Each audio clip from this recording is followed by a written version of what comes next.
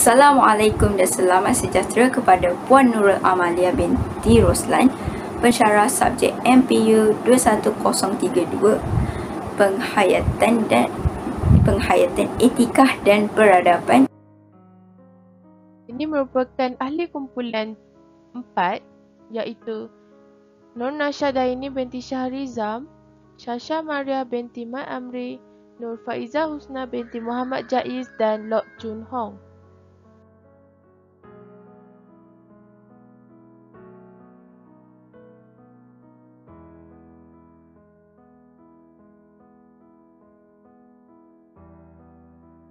Membuang masa, mari saya mulakan. Untuk pengetahuan anda semua, kita pernah mempelajarinya di sejarah tingkatan 4 bab 9, perkembangan di Eropah. Seperti yang kita tahu, tamadun Yunani dan Rom dibentuk dengan usaha dan ketekunan yang membuatkan tamadun-tamadun tersebut berjaya dan menjadi unggul. Namun begitu, pada tahun 476 Masihi, tamadun Rom mengalami kejatuhan yang membawanya kepada penamat zaman kegemilangan mereka. Akan tetapi, ia menunjukkan bermulanya zaman pertengahan di Eropah. Zaman pertengahan ini penting kerana ia menyediakan asas bagi suatu perubahan yang besar kepada masyarakat dan budaya Eropah. Untuk pengetahuan semua, Eropah telah mengalami zaman mundurnya yang boleh dikenali sebagai zaman gelap, Dark Age, selepas kejatuhan tamadun Rom berlaku. Zaman gelap merupakan peringkat awal zaman pertengahan. Zaman pertengahan ini boleh dibahagi kepada 3 peringkat, iaitu peringkat awal, peringkat kemuncak dan peringkat akhir. Pada peringkat akhir, munculnya zaman Renaissance. Zaman itulah berlakunya kegiatan penjelajahan, penerokaan dan perkembangan ilmu. Orang-orang Eropah juga telah menyebarkan pengaruh mereka kepada dunia luar. Pengaruh barat ini diteruskan semasa zaman revolusi perindustrian dan imperialisme. Seterusnya,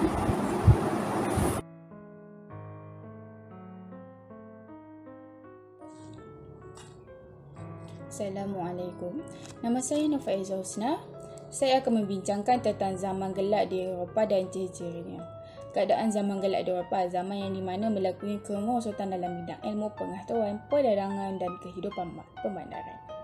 Kehidupan masyarakat yang dikungkung oleh gereja. Pada masa itu, tiada pentadbiran pusat yang kuat. Kegiatan perdagangan yang tidak meluas, masyarakat yang tidak menghargai ilmu.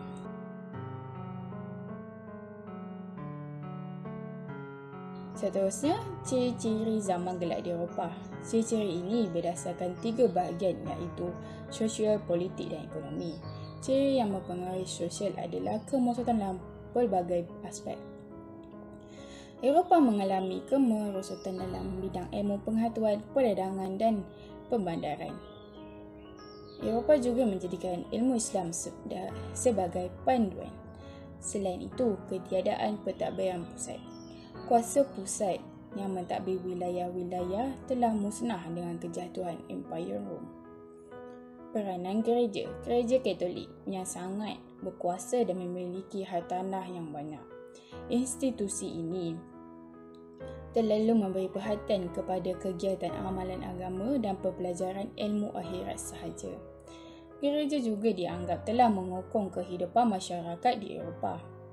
Dari segi politik, disebabkan ketiadaan pusat pentadbiran yang berkesan, maka sistem feudal diperkenalkan. Sistem ini terbahagi pada 3 golongan, iaitu golongan raja, golongan tanah dan golongan rakyat. Golongan raja memiliki pembesar dan mendapatkan naungan daripada pihak istana. Golongan tuan tanah pula mendapatkan perlindungan daripada golongan raja. Golongan rakyat memberikan khidmat kepada tuan tanah. Akhir sekali, dari segi ekonomi, kegiatan perdagangan, kegiatan ini tidak meluas kerana perairan utara dan barat selalu diganggu oleh orang kasar. Dan kawasan timur jauh dikuasai oleh orang Islam. telah menyebabkan orang Eropah tidak dapat berdagang. Masyarakat Eropah juga telah menggunakan sistem barter kerana penawaran wang yang sangat terhad. Assalamualaikum, nama saya Nur Nashidaini. Saya akan menerangkan tentang zaman Renaissance dan gerakan reformasi. Zaman Renaissance.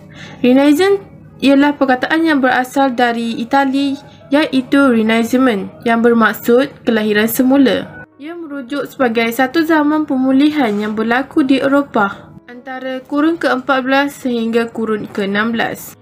Ia merujuk sebagai perhargaan semula ilmu pengetahuan yang telah dihasilkan oleh cendekiawan dan pejuang seni dalam tamadun Rom dan tamadun Yunani yang telah hilang semasa zaman gelap. Pada zaman ini, ia telah menunjukkan keupayaan manusia untuk berfikir dan menyelesaikan masalah. Aliran pemikiran ini menitik beratkan aspek sekular dan hal ehwal manusia yang dikenali sebagai humanism. Faktor mempengaruhi zaman Renaissance. Faktor yang pertama ialah kemunculan tokoh aliran humanism seperti Francesco Petrarch, Niccolo Machiavelli dan Giovanni Boccaccio. Tokoh-tokoh tersebut menggalakkan manusia supaya berfikir menggunakan akal untuk menyelesaikan masalah dan mereka juga membantu untuk menyebarkan idea Renaissance. Seterusnya, kemunculan bandar pelabuhan di Itali. Selain menjadi pusat perdagangan antarabangsa, bandar ini juga menjadi pusat pertembungan agama, bahasa dan budaya. Kemunculan pedagang kaya juga menjadi faktor mempengaruhi zaman Renaissance. Contohnya, keluarga Medici di Florence yang menjadi penaung atau penaja kepada pelukis, ahli muzik, saintis dan penulis. Selain itu, perubahan dalam konsep pendidikan, iaitu pendidikan pada zaman Renaissance menggalakkan kemahiran dalam semua aspek dan peranan pihak gereja pada zaman tersebut ialah Paus Rom yang berhasrat mencantikkan Rom seperti bandar Florence. Tokoh-tokoh Renaissance. Terdapat beberapa tokoh Renaissance iaitu yang pertama ialah Francesco Petrarch. Beliau amat berminat dalam ilmu pengetahuan dan akhirnya membawa kepada penubuhan sebuah perpustakaan. Perpustakaan ini mengandungi karya agung zaman Yunani dan Rom yang telah diterjemahkan oleh cendekiawan Islam dan sesetengahnya oleh padri-padri Katolik. Beliau mendapati bahawa terdapat pelbagai pandangan dan pendapat yang bercanggah. Oleh itu, beliau telah membuat keputusan bahawa perkara ini dapat diselesaikan dengan baik. Ini menyebabkan wujudnya kaedah baru iaitu sistem pemerhatian dalam penilaian dan penulis. Seterusnya, Niccolo Machiavelli. Beliau merupakan seorang ahli falsafah dan tokoh terkemuka pada zaman Renaissance. Beliau juga telah menulis sebuah buku yang bertajuk The Prince iaitu Penguasa, yang menyarankan seorang raja atau pemerintah haruslah mempunyai kuasa mutlak dan ditakuti oleh rakyatnya. Rakyat juga hendaklah setia kepada raja dan kemudian barulah kepada gereja Katolik. Ia menyebabkan berlakunya kontroversi, mengukuhkan lagi konsep nasionalisme dan membuka jalan ke arah pembentukan negara bangsa di Eropah. Tokoh yang ketiga ialah Leonardo da Vinci. Beliau merupakan seorang tokoh yang serba boleh dan beliau menjadi tokoh terbaik dalam membangunkan dan membina bakat seseorang. Beliau merupakan seorang yang versatile kerana kemampuannya menguasai dalam semua bidang ilmu. Beliau mempunyai semangat inquiry dan sentiasa mencari jawapan bagi setiap kejadian alam. Kesan zaman Renaissance. Terdapat 3 kesan zaman Renaissance iaitu kesan kepada politik, kesan kepada ekonomi dan kesan kepada sosial. Kesan zaman Renaissance kepada politik ialah Renaissance menyebabkan munculnya monarki baru di Eropah. Seterusnya menyebabkan wujudnya kerajaan pusat. Dan kekuasaan kerajaan pusat diperkukuhkan dengan amalan pembayaran cukai secara langsung kepada kerajaan pusat.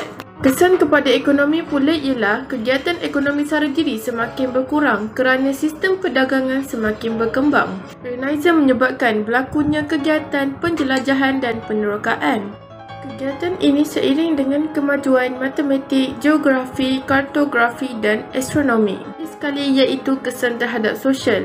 Renaisan membangkitkan semangat inquiry iaitu cendekiawan lebih mengutamakan keobjektifan dan eksperimen. Hal ini menyebabkan berkembangnya ilmu biologi, fizik, kimia dan perubatan. Selain itu, Renaisan membawa perubahan dalam gaya hidup masyarakat setempat. Manusia mula menzahirkan emosi di dalam muzik, lukisan dan ukiran dan menyebabkan terlahirnya budaya masyarakat yang mempunyai keyakinan diri. Di samping itu, Renaisan juga melahirkan masyarakat yang menekankan pemikiran logik, saintifik, falsafah dan metafizik. Manusia menggunakan kebolehan dan ilmu ini untuk memajukan kehidupan dan melahirkan budaya yang berani meneroka perkara baru. Gerakan Reformasi. Reformasi ialah satu gerakan pembaruan agama yang bermula di Eropah Barat pada tahun 1510 sehingga tahun 1550. Perkataan reformasi berasal dari perkataan yang bermaksud melaksanakan perubahan atau pembaharuan sesuatu yang baik atau membentuk sesuatu yang baru. Gerakan ini mempunyai kaitan dengan agama Kristian. Seterusnya, faktor penyetus gerakan reformasi. Faktor penyetus gerakan reformasi yang pertama ialah kritikan terhadap kedudukan dan amalan Gereja Katolik. Kritikan terhadap Gereja Katolik sudah wujud sejak abad ke-10 Masihi lagi. Namun, penentangan ini tidak memberi kesan yang mendalam tanpa sokongan dari gereja.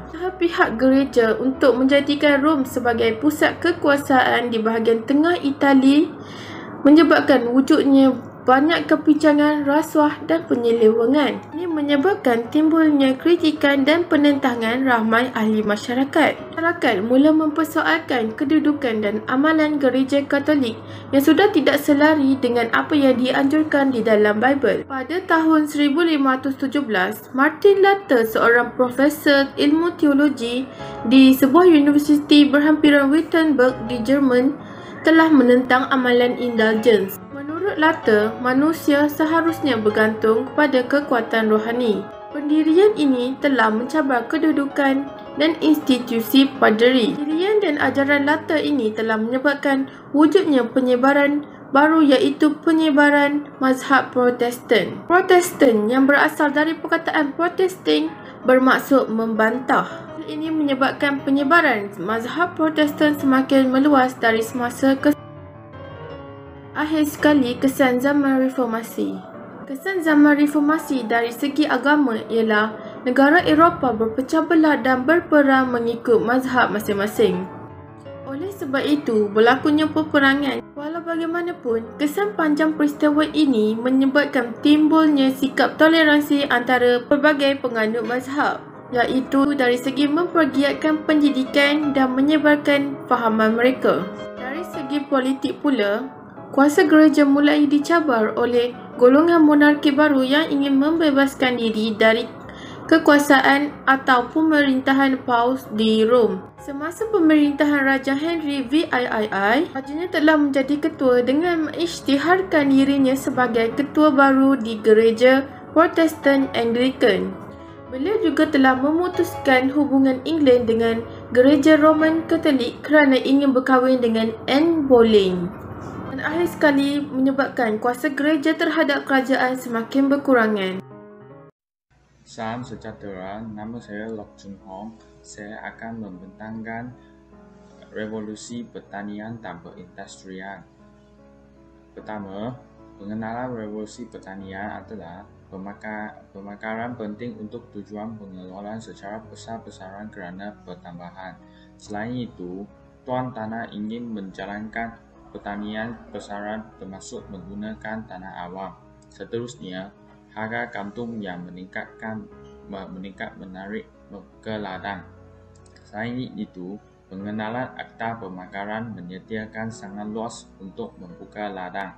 Akhirnya, kesan pemekaran rakyat biasa hilang punca terpaksa menjadi buruh ladang dan bekerja kilang revolusi industri.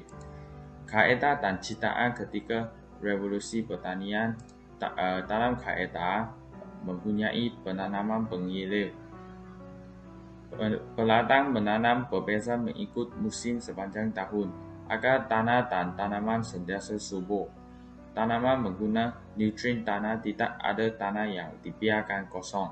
Selain itu, juga ada pertanian komersial. Kuantiti hasil dengan pengenalan pajak asli yang hasil pertanian untuk tujuan perdagangan. Dalam ciptaan mempunyai citrotu mengalir dan menunggang. Sumbangan revolusi pertanian kepada revolusi perindustrian. 1. Revolusi pertanian telah menyediakan revolusi perindustrian.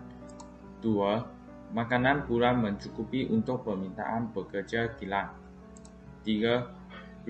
Britain tidak bergantung kepada import, maka tanah import dapat digunakan untuk industri. Rekaan sains dan teknologi revolusi perindustrian. Pertama, memiliki enjin rekaan Thomas James Watt. Kedua, mengeluarkan enjin James Watt dan Boulton.